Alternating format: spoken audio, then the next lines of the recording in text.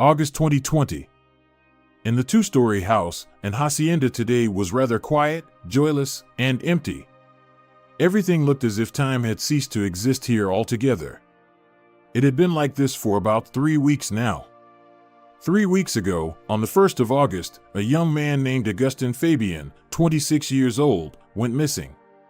There was absolutely nothing left, no clues, no traces. It seemed there were no chances of finding him. This man had a mother and a sister who couldn't seem to recover from what had happened. Priscilla Fabien, 24 years old, sat in the living room, staring blankly into space. The clock on the wall ticked away the seconds peacefully, its insistent sound piercing her ears. Priscilla had already cried all her tears. Now she only felt immense emptiness. It was as if a part of her soul had disappeared with her brother. Her mother, Estella Fabien, had hardly left her room for 2 weeks. She didn't want to talk, eat, or do anything at all. Estella refused to believe that her son was missing. She couldn't accept it. Each of them dealt with this stress in their own way. "Does your mom even come out of her room for a little bit?" Arthur Cabrera asked quietly. Priscilla was supposed to marry this man in a month. Arthur was 33 years old and at the peak of his strength.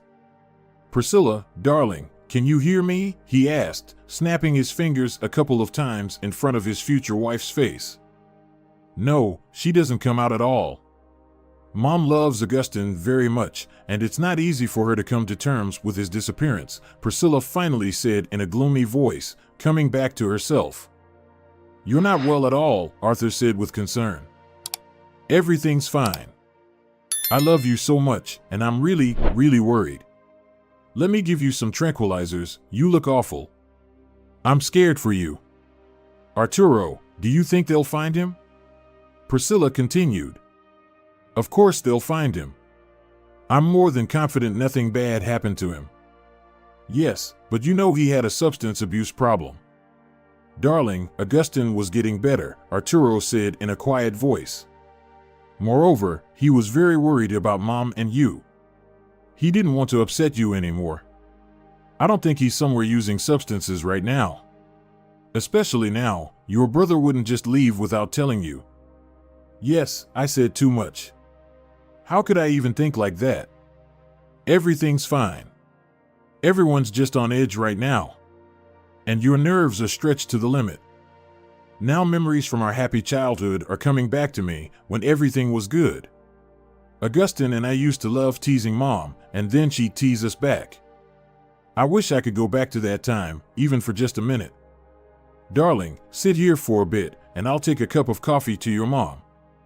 "Okay," the girl nodded. Priscilla had hardly slept in these 3 weeks. Nightmares simply wouldn't let her. The worst possible scenarios involving her brother kept coming to her mind. What if he was actually using drugs right now and didn't realize anything? Or even worse, what if he overdosed and his body lay somewhere among the trash in some dive? She fought off all these thoughts as best as she could. Fortunately, she wasn't alone. She had her Arturo and her 2 best friends, Susanna and Catalina.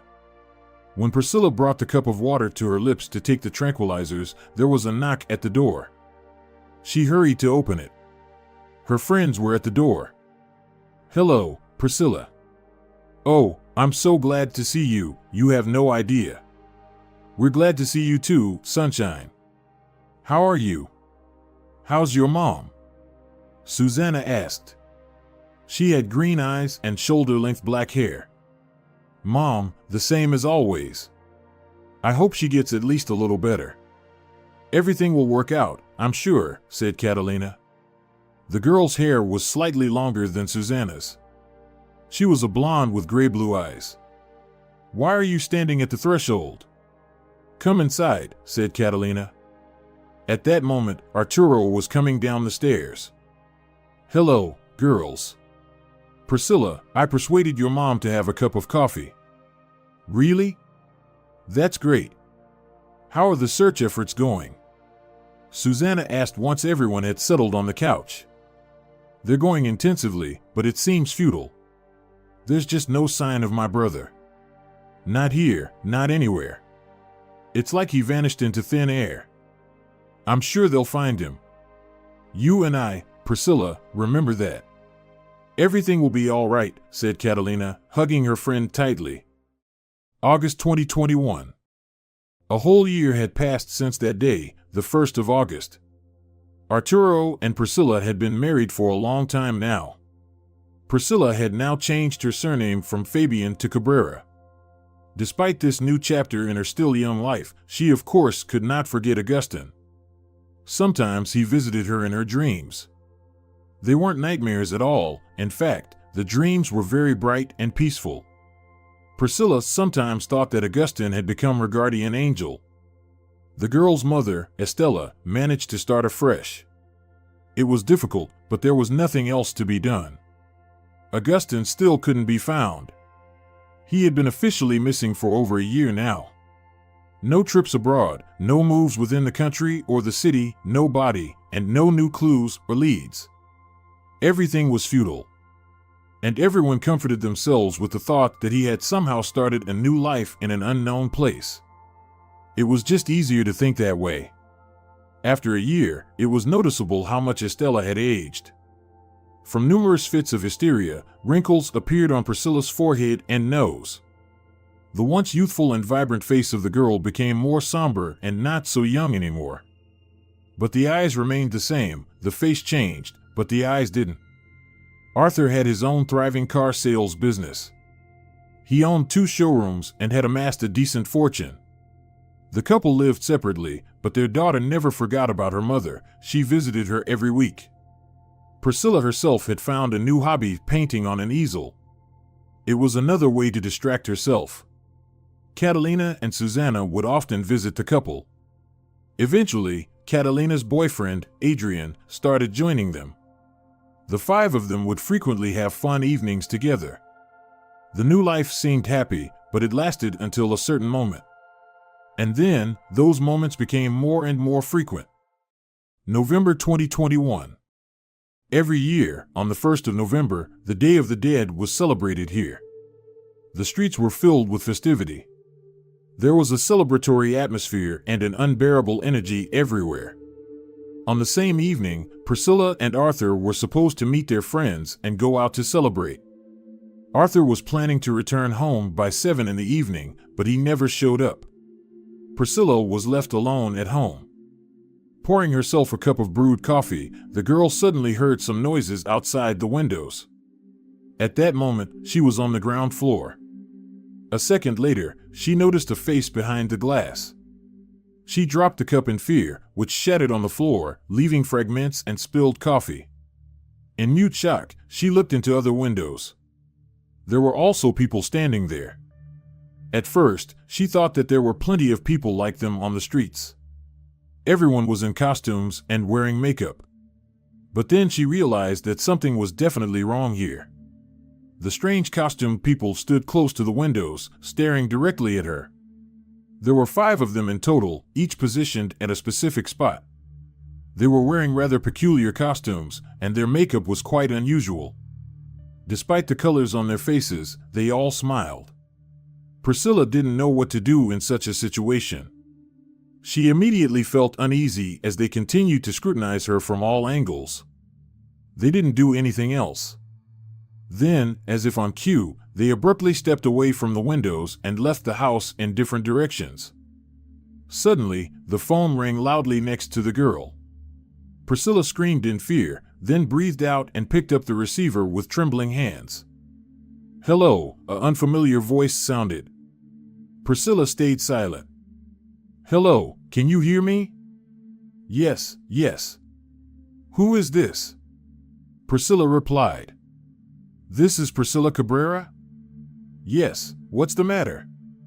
"The matter is that your husband is in the hospital. He was beaten up and robbed. He's okay now, but it would be better if someone picked him up." "Oh my God." "Yes, I'll come right away." After the call, Priscilla immediately went to the hospital and picked up Arturo. His eyebrow and lip were bruised. There was a bruise under his eye. "Arturo, what's going on? Why don't you want to tell me anything?" The girl tried to get an answer when they were already home. Nothing's going on. Arturo, at least tell me, did you know those people? Yes, I knew them. And who were they? Darling, I've been hiding this for a long time. Arturo finally gave in. But I don't even know where to start. I can't understand why, but someone started following me. I think it's one of my competitors. We need to go to the police. No, it'll only make it worse. Have you seen your face? You just don't know him. I fear to imagine what he would do to me, let alone to you, if he finds out we went to the authorities. To me? Of course, he knows I have a wife. He knows. Priscilla said thoughtfully. What? Strange people came today. They stood by our windows and smiled. I was very scared, Arturo. Right by our windows? That's dreadful. You were all alone. Everything's fine now. They were probably just accomplices of your competitor. Arturo held Priscilla tightly, promising not to leave her alone anymore. March 2022. On a spring morning, the Cabrera household received a call on their landline. They were informed that a woman named Priscilla Fabien had been admitted to the hospital with a stroke. Upon arriving at the hospital, Priscilla and Arturo headed straight to the reception. While the man inquired about the necessary information, Priscilla noticed what seemed to be a familiar crown. It was as if she saw the familiar head with dark short curls. The crown of the person looked painfully similar to Agustin's head. Priscilla trembled. Agustin? Priscilla whispered softly. Arturo immediately looked up. He glanced at the person standing next to them. The person turned around. It wasn't Agustin. I'm sorry, I'm not Agustin, the stranger said cheerfully. Priscilla was deeply disappointed. They received all the necessary information at the reception, and a doctor approached them. He informed them that visiting wasn't allowed for the time being. Arturo tried to negotiate with the elderly doctor to visit Estella. Meanwhile, Priscilla watched the continuously arriving sick people. Everything worked out, darling. Let's go to Mom, a man's voice sounded above her head. Really? Thank you so much. What do you mean? We're one family, darling. Arturo and Priscilla entered the room. Estella lay on the hospital bed. Only the life support machine indicated that she was indeed alive. After all, the woman's face was pale and her body completely lifeless. At the last moment, when it was time to leave, Arturo leaned over Estella's forehead to kiss it. Priscilla considered it a sweet gesture. It seemed like everything was fine. But the next morning brought bad news from the hospital. Priscilla Fabien died from cardiac arrest. Life had just begun to improve. Arturo's competitor left him alone. Most had somewhat come to terms with the loss of Agustin. But now, everything seemed to be falling apart again. The overwhelming memories of her brother and her mother's death flooded in. The pain crashed down on the girl like a massive avalanche. Something unpleasant clenched around her chest. It hadn't even been 2 years, and in that time, she had lost both her beloved brother and her dear mother. Why did this keep happening? Arturo constantly reassured her. He did absolutely everything to distract her from her thoughts, even for a second. It was quite difficult. Priscilla fell into a deep apathy. September 2022. Another 7 months had passed since the businessman and his beloved wife began their life together. When they said goodbye to Estella in March, another part of Priscilla's soul was buried at that moment. She lost a part of herself again. First with the disappearance of her brother, and then with her mother's death. The wrinkles increased, and rare gray hairs appeared. After so many months, Priscilla was able to somewhat regain herself and enjoy moments of life. Her husband remained by her side. She wasn't alone. September 26th, 5:34 p.m. It was late September again, with the weather often dismal and rainy at this time of year. Priscilla and Arturo went out for groceries. Arriving at the parking lot, they got out of the car without umbrellas, as the walk wasn't too long. Arturo tried to cheer up his wife, cracking many jokes. Priscilla chuckled softly, and it seemed to help a little. Sometimes they touched each other's hands, intertwining their fingers. They often did so, especially when Priscilla felt sad about something. They had passed more than half of the way when suddenly the irreversible happened. Through the sounds of the downpour and thunder, two deafening sounds rang out, even louder than the storm and the large raindrops. Priscilla didn't immediately realize what had happened. Time seemed to freeze. The loud pounding of her heart started pulsating endlessly in her ears. A large knot of anxiety instantly formed in her stomach. It grew bigger and bigger. Slowly, she turned her head towards Arturo. His face instantly turned pale. The smile slowly slid off her face. Arturo also turned his face towards his wife, suppressing a smile-like expression before falling onto his back. Priscilla looked back and saw someone standing 4 meters away from them shoot her husband in the back. He was dressed entirely in dark clothing. Priscilla saw him for the first time in her life. When Arturo fell onto the wet asphalt, the mysterious person got into a car and drove away from the parking lot, leaving them both behind. "Arturo!" Priscilla shouted after a minute of shock. She fell to her knees beside her husband on the dirty asphalt. Large raindrops streamed down his deathly pale face, but he was still smiling. "Arturo, no. Darling, can you hear me?" the girl screamed through tears. In the sky, thunder roared even louder. The rain intensified, and there were no people around. Priscilla was in a strong shock. She couldn't call for an ambulance. The girl couldn't fully grasp what was happening. Her fingers were trembling. She embraced the lifeless body lying prone on the ground. The bloody puddle beneath the body kept growing. The wet asphalt was already taking on bright red hues. Priscilla's hands were also covered in blood. Wet strands of long hair brushed against Arturo's face. "I love you," Arturo whispered. Bright blood began to flow from his mouth. "Don't die, Arturo. Please." He struggled to keep his eyes open. Thick tears blurred the girl's vision. She held onto her husband tightly, afraid to let go even for a moment. Everything was happening too fast. It was all too unreal. None of this should have happened. And then, the end came. Arturo closed his eyes for good. Closed them for the last time. Priscilla began to scream loudly again, calling for help. She shook with sobs as she held the lifeless body. September 26th, 7 p.m. After some time, the ambulance arrived. The rain was still pouring, getting darker. Everything seemed hazy to Priscilla.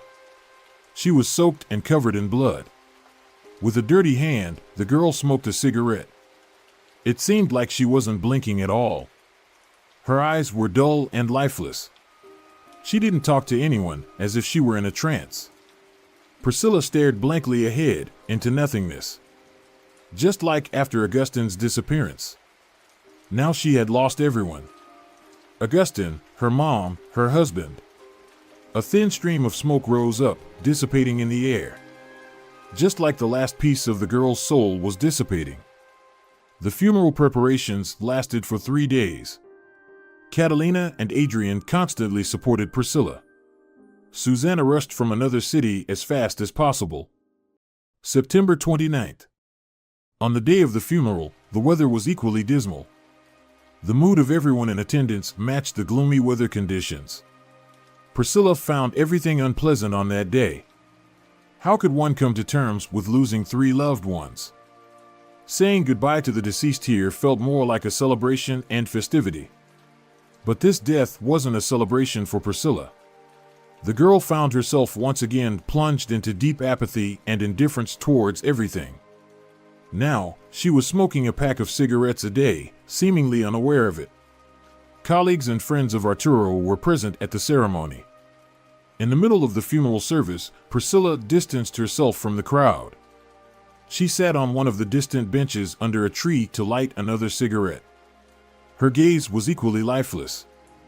Surprised, suddenly a familiar voice sounded behind the girl's shoulder. Priscilla raised her head. Susan was standing nearby. She also took a seat on the bench. What? What are you surprised about? Priscilla asked emotionlessly, not understanding. Surprised by your husband's death, her friend asked in a usual tone. There was no hint of sympathy in her voice now. A spark seemed to ignite in Priscilla's eyes again. I don't understand you. Why are you asking me this? Be glad he's already in the grave. Or do you think your brother, who was against your marriage, disappeared without a trace by accident? He was just an unnecessary witness and knew things about your husband that you somehow didn't. Susan blurted out in one breath. Susan, what nonsense are you talking? What does my brother have to do with anything? Have you been drinking today? Your premature little brother did linger too long indeed, Susan continued, smirking. He hadn't touched alcohol for a whole month and was very happy about it. But there was one but. Agustin was vehemently against your marriage to Arturo. Furthermore, Agustin accidentally found out what Arturo was really up to. Was he against it? Did he know what Arturo was up to? You must be drunk. No, dear Priscilla, I'm not drunk. You must have been the one drunk. Agustin saw with his own eyes how your future husband, then very cruelly, dealt with a man. That man seemed to owe your husband a large sum of money. Because of that, Arturo smashed his skull with a rock. Now Priscilla put out her cigarette and tossed it away. Oh, how much you didn't know about him, dear little lamb Priscilla. If you don't shut up, I'll hit you, said the girl. She couldn't bear to hear it. As if they weren't talking about her husband. Not about her Arturo, who brushed dust off her and was very kind during his lifetime. And you know, one thing has always surprised me. He really did love you. I don't know why. What's so special about you? Priscilla didn't respond. Do you know where your brother really is? Or rather, his body. Enough, shouted Priscilla. But Susanna continued to spew venom from her mouth. Arturo buried him under the sands in the desert. He's rotting there to this day. How do you? Something clicked in Priscilla's mind. She inadvertently remembered a moment from their past. When she and Arturo weren't married yet. Once, she saw Agustin and Arturo arguing over something, and the man wanted to hit him but didn't because Priscilla entered the room. Then she remembered another moment, in the hospital.